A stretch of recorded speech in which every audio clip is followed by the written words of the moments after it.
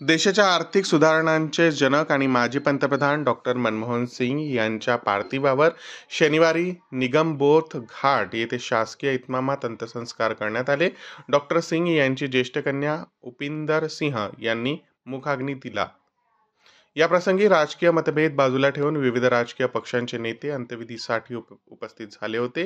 त्यांच्यावर अंत्यविधी झाल्यानंतर काँग्रेसने आता सरकारवर गंभीर आरोप केला आहे. सरकारने डॉक्टर मनमोहन सिंग यांचा आदर ठेवला नाही असं म्हटलं आहे.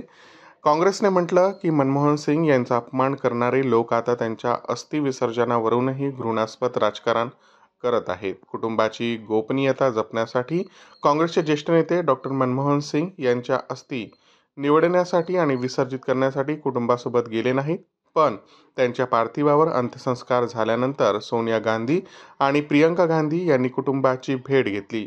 या भेटीत त्यांना असं समजलं की अंत्यसंस्काराच्या वेळी त्यांच्या कुटुंबियांची कोणतीही गोपनीयता जपली गेली नाही.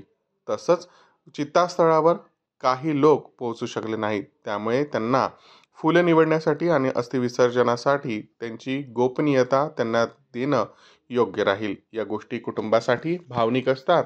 या संदर्भात पवन खेडा यांनी ही प्रतिक्रिया दिली आहे.